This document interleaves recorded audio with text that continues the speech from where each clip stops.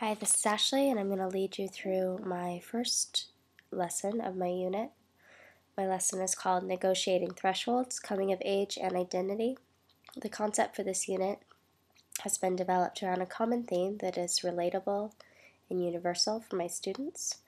To quote Smagorinsky, this theme concerns the manner in which students are on the border between adolescence and adulthood, peer group values and home values, and other critical junctures in their lives that require a decision about which direction to take. End quote.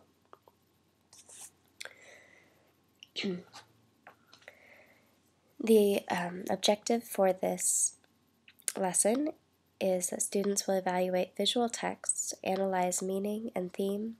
Students will begin to understand how their own experience and perspective is part of the narrative when they are viewing a text. I also want students to understand that text does not just refer to written word, but also to visual representations of meaning.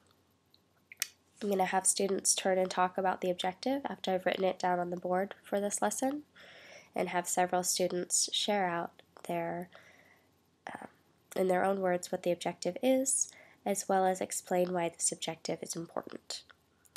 For students with IEPs needing additional support and modifications, I will give them the objective in written format on a handout. I will also then review the previously discussed expectations for class discussion, since our looking at visual texts will involve a discussion today. I will encourage active listening, respect, and participation as my requirements. Students are familiar with these, but do need to be reminded of these expectations. I will also be introducing the the overall unit, because this will be my first lesson of the unit, and explain to students that we will be looking at coming of age and identity, and that they soon will be formulating book clubs and reading books that deal with this theme. Because coming of age deals with adolescence, students will be given the opportunity today to view visual texts about adolescence, coming of age, and identity, and are encouraged to add their own perspective and put their own meaning into the text using their personal lens. So to start my lesson, I will write 3 columns on a chart paper or on the board. These columns will be labeled See, Think, and Wonder. Students will copy these down in their notebooks, and then we will engage in our main part for today.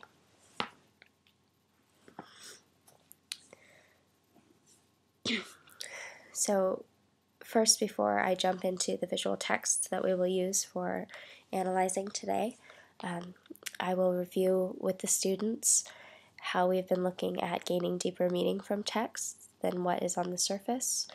This is a strategy that we have been employing all year long, but we have not yet done really with visual texts like photographs or graphic novels. So I want to emphasize to students that we will be using the same strategies that we used for a lot of the text-based analysis that we have been doing. So I put together a few different ways, formats for us to look at these texts. How do I get back to there? There we go. Okay, so one of the visual text representations that I've come up with is putting together a Prezi, which I have then put several different photos into.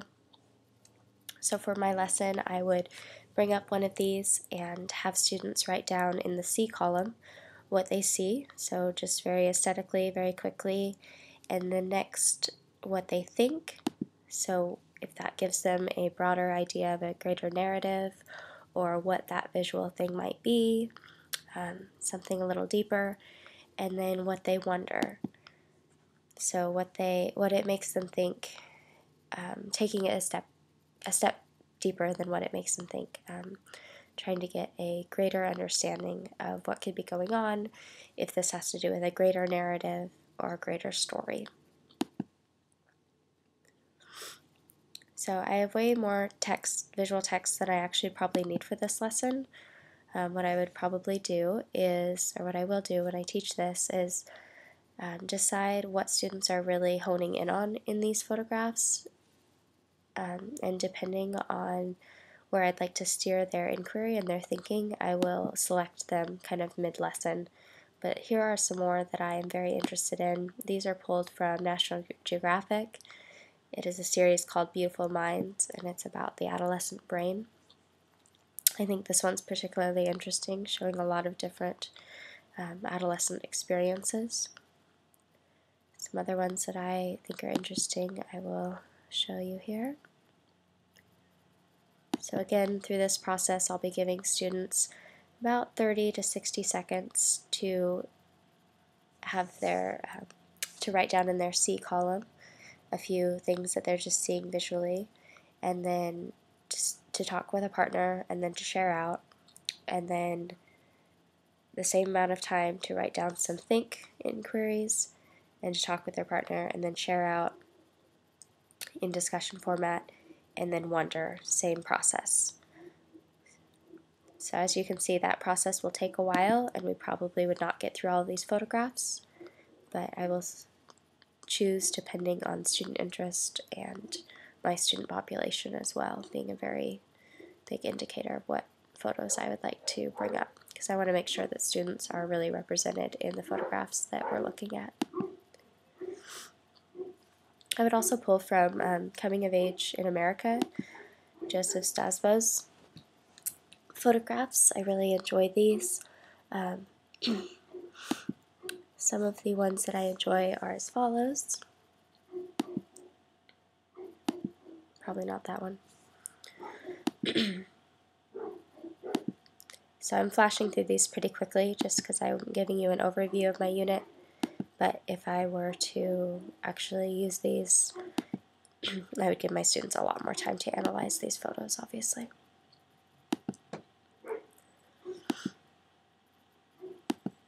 I want to get us back to the first photo, which I find kind of poignant, and I think my students would find very interesting. This one's pretty good.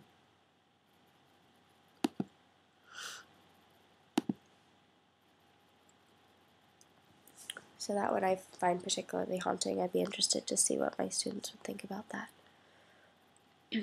as a coming-of-age narrative.